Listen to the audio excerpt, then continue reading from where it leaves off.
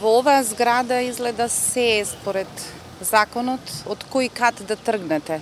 Од приземјето можат да ве сликаат за лични карти во ноќниот период.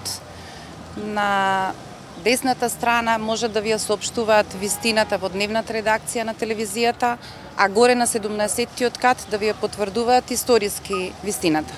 За нас во лустрацијската комисија средбата беше без никакво изненадување. Се е според законот, како што вели господин Аџиев. На сите наши прашања дали воопшто ја разбираат суптилноста во новинарската професија и што тоа во нивните докази во Државниот архив може да биде заведено од комуникациите на новинарите поради суптилноста на работите со различни сфери на интересирање, одговорот е за господин Аџиев се според законот. Имавме факти, иако одлуката е донесена со надгласување, но тој вели дека тоа што за некого се факти, а за некого не се факти, законот вели дека комисијата носи одлуки со мнозинство од гласовите. Потврдата дека никогаш не постоел никаков телефонски повик или пак некакви списоци, дека ние не сме никаков исклучок од професионалното работење на Комисијата за лустрација, не знам дали да предизвикува понатаму наше смеење или пак нова загриженост дека списокот е некаде пред вратата, но полека ќе се одвиваат еден по еден досијата така како што некој предвидел во некакво тефтерче како ќе бидат лустрирани новинарите. Велам, ништо невообичаено во таа средба, истиот одговор го очекувавме како и од сите институции дека се е во согласност со законите. Ние ќе треба да се договориме да го изградиме нашиот однос кон ваквото поведение на институциите. Се надевам дека и тогаш кога не сме биле лично на тапет како професија, професионално сме говореле за пропустите во работењето на Комисијата за лустрација како еден од каналите во кои се препишува, допишува или создава новата историја на Македонија. Ако денеска погледнете што направи досега лустрацијската комисија, лустрирано е се од Министерството за внатрешни работи, освен златното доба на експертската влада.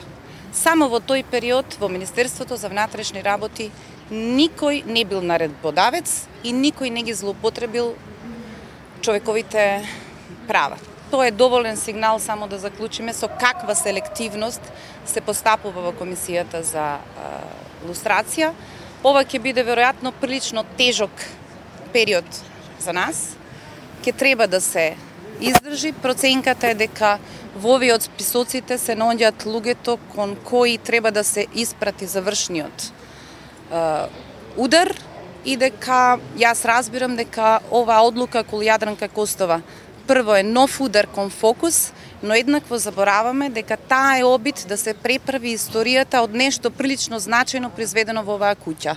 А тоа е обидот на безнаслов, но со повод конечно денеска после толку години, иако на време ги празнеше улиците и е најзначајниот политички производ на оваа куќа во 90-тите, да му се стави печатот на Кодошко дувло. За нас беше важно да разговараме дали во Комисијата за лустрација имаат воопшто разбирање за специфичноста на новинарската професија и оттаму каква е деликатноста кога ги гледаат нашите комуникации од кои можат да заклучат било што и при тоа во ниеден момент да не исклучуваат дека ние можеме да бидеме жртви на разноразни службеници, функционери во Министерството кои после разговорите со нас можат да пишуваат секакви белешки. Ќе го видиме тоа што ќе излезе на